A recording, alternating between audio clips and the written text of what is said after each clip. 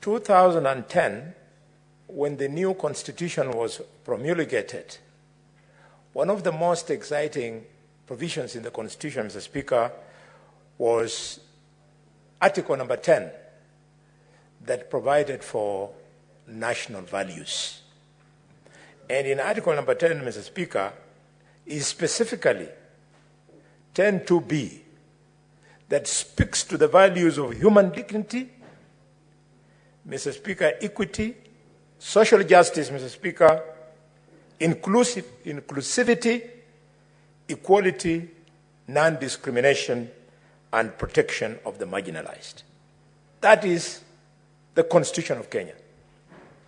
It is that letter, accompanied with the spirit, Mr. Speaker, that we wanted a new constitution that will see the whole country moving together at almost the same pace, so that nobody's left behind, nobody's marginalized, nobody feels discriminated, nobody feels dehumanized, Mr. Speaker. It is sad that 8 years later, that when I sat in this house, and I think Professor, former Minister for Interior Security, Kindiki, spoke very emotionally on this motion. I remember very well when I was seated there. And we succeeded. This was a matter that we debated in this house 2015. We succeeded, and the national government agreed that this process takes place. Nothing that we can call closure has taken place at this time. I would like, Mr. Speaker, to appeal to this House. We all support this so that the discrimination, the marginalization visited on the counties of Lamu, Isiolo, Tana River, and Tharaka Nithi and Nyandarua should be something of the past. Mr. Speaker, the case of Tharaka Nithi is really a sorry state. These were people who are living very well under the defunct local authority of Meru, and when they saw the new constitution, they thought they had been living under the Holy Spirit, under John the Baptist, and now the Holy Spirit had arrived. Now the Holy Spirit has arrived in the rest of the country, but in Tharaka Nithi, they would not be blamed if they have changed course from Christianity to something else.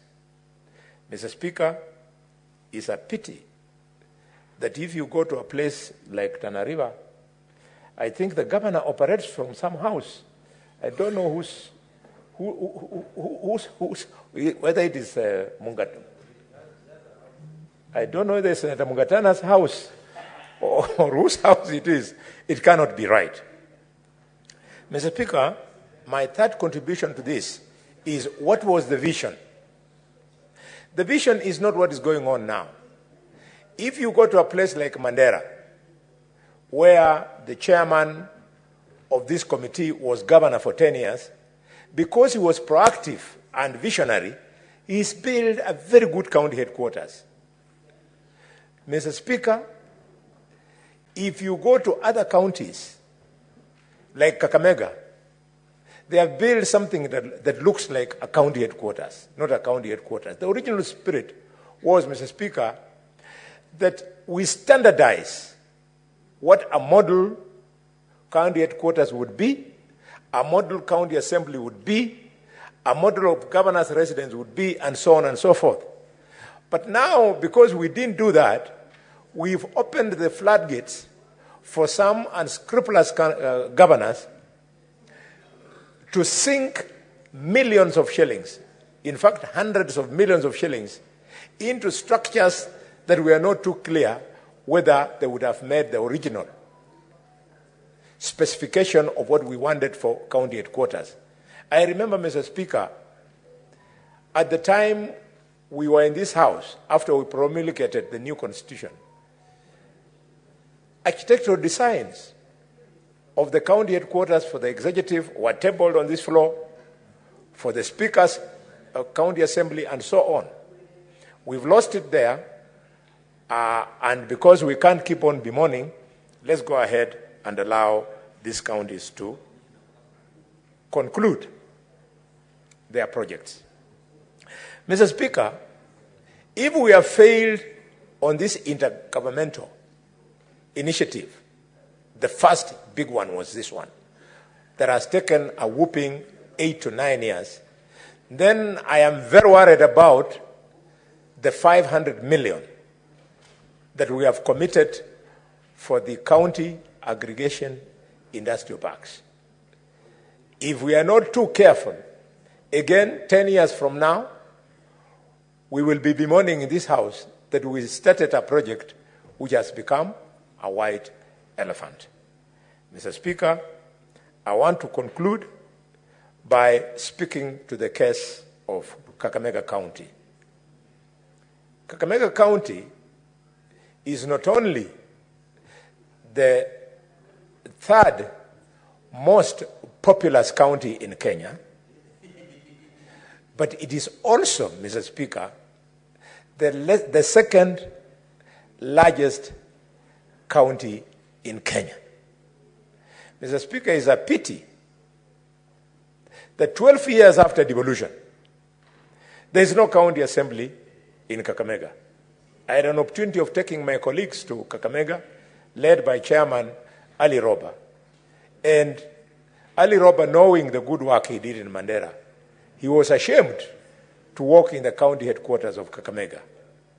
I call upon the current governor of Kakamega to pull up his socks, the current speaker of Kakamega, Mr. Namathi, to pull up his socks so that a new modern county assembly is constructed in Kakamega.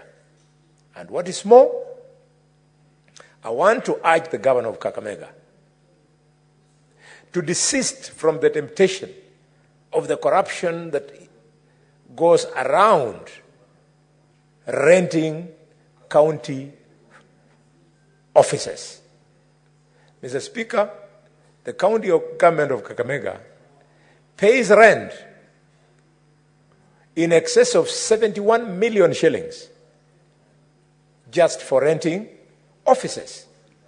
And yet already at Mudiri, the former Mudiri estate in Kakamega, people have been evacuated. The governor said that his first project would be construction of the county headquarters. It is now 2 years.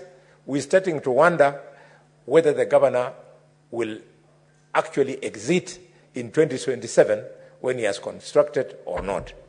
I want to urge him, this should be a priority so that the people of Kakamega do not keep on losing millions of shillings in paying for rent to offices of private people who have no interest in devolution, who are sitting there hoping that the governor fails in construction so that they continue collecting money. Mr. Speaker, Madam Speaker, the matter is so crucial to the people of Kakamega that when the Gen Z came out into the streets of Kakamega, they went straight to those private offices. They didn't want to have them there and stoned them flat and banned county vehicles that were parked outside those rented premises. The youth were saying, Madam Speaker, that money is being wasted, the headquarters should be constructed. With those many remarks, Madam Speaker, I want to end my contribution by paying my condolences to the family of Caroline Shiramba, who was shot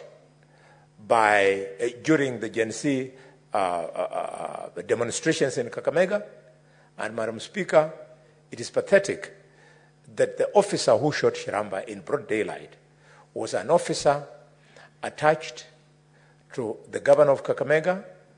We know his identity, we know his face, we know his name.